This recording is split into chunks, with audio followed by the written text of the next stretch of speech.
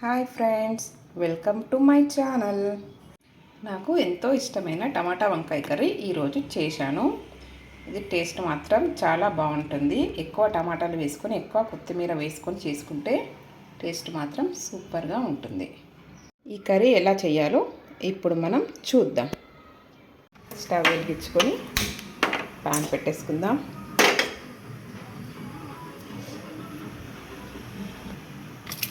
కొంచెం ఆయిల్ కూడా పోసేసుకుందాం. ఆయిల్ వేడయ్యేదాకా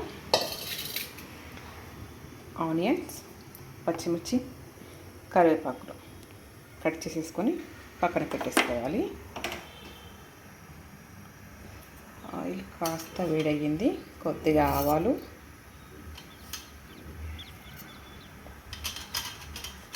కొద్దిగా జీలకర్ర వేసుకొని ఫ్రై చేసుకుందాం. అవి ఫ్రై అవుతున్నాయి కదా, కట్ చేసి పెట్టుకున్న ఆనియన్, పచ్చిమిర్చి, కరివేపాకు వేసుకొని ఫ్రై చేసుకుందాం. ఆనియన్ పచ్చిమిర్చి ఫ్రై అయింది కదా, కొద్దిగా పసుపు వేసేసుకొని నేను నల్ల వంకాయలు, పొడుగు వంకాయలు తీసుకున్నాను. అవి ఇలా కడుక్కొని క్లీన్గా వాటర్లో వేసి పెట్టేసుకున్నా, కలర్ చేంజ్ కాకుండా. ఇప్పుడు ఈ వంకాయల్ని వేసేసుకున్నాను.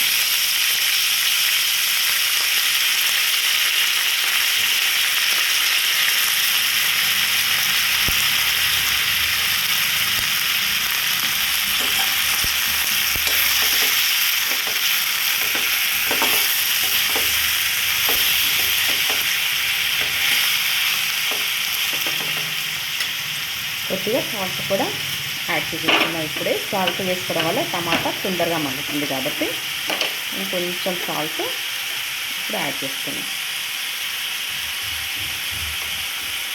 మూత పెట్టేసుకుందాం మధ్య వరకు. కర్రీని కలిపేసుకుందాం.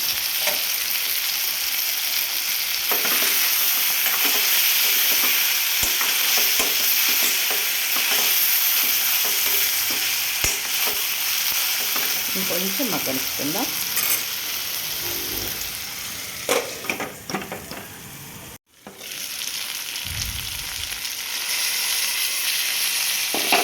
వంకాయ మొత్తం మగ్గిపోయింది.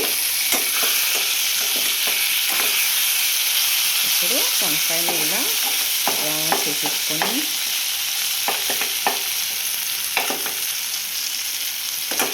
నేను టమాటాలు కట్ చేసి పెట్టుకున్నాను. ఈ టమాటా కూడా ఇప్పుడు ఇందులోనికి యాడ్ చేసేసుకుందాం. నేను కొంచెం టమాటా ఎక్కువ యాడ్ చేసుకున్నాను. నాకు వంకాయలోకి టమాటా ఎక్కువ ఉంటే టేస్ట్ బాగుంటుంది. పుల్ల పుల్లగా కర్రీ మొత్తం గుజ్జు గుజ్జులాగా వస్తుంది కాబట్టి టమాటా వేసుకొని ఇంకొంచెం సాల్ట్ ఆ టమాటా పైన వేసేసుకుందాం.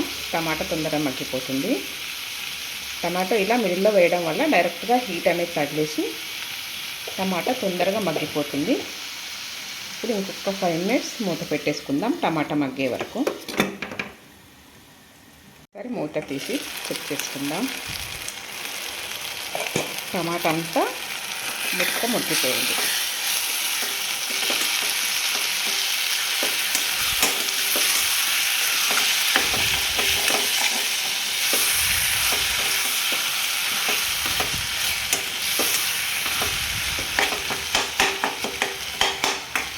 ఇప్పుడు కొంచెం కారం కూడా వేసుకొని కలుపుకుందాం.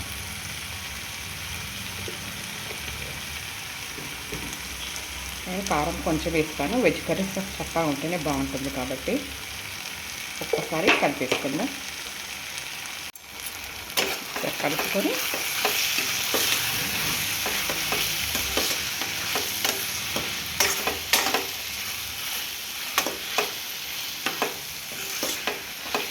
ఒక 2 మినిట్స్ మూత పెట్టేసుకుందాం. కారం అనేది ఉడికిపోతుంది. ఇంతలోపు కొత్తిమీర కట్ చేసి పెట్టేసుకుందాం.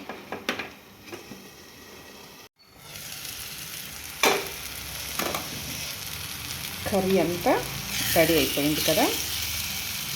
ఇప్పుడు కట్ చేసుకున్న కొత్తిమీరని వేసేసుకొని స్టవ్ ఆఫ్ చేసేసుకుంటే టమాటా వంకాయ కర్రీ రెడీ. కొత్తిమీర కూడా కొంచెం ఎక్కువ వేసుకుంటూ ఉంటే టేస్ట్ బాగుంటుంది. స్టవ్ ఆఫ్ చేసేద్దాం.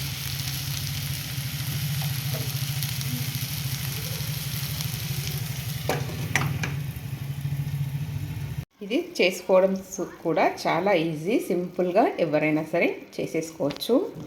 బ్యాచిలర్స్ అమ్మాయిలు అబ్బాయిలు కూడా ఈజీగా ఎక్కువ ఇంగ్రీడియంట్స్ ఏం లేకుండా ఒక 20 మినిట్స్లో చేసేసుకోవచ్చు. ఇది రైస్లోనికి చపాతీలోకి రెండిట్లోకి బాగుంటుంది. ఒకసారి మీరు కూడా ఈ కర్రీని ఇంట్లో ట్రై చేయండి.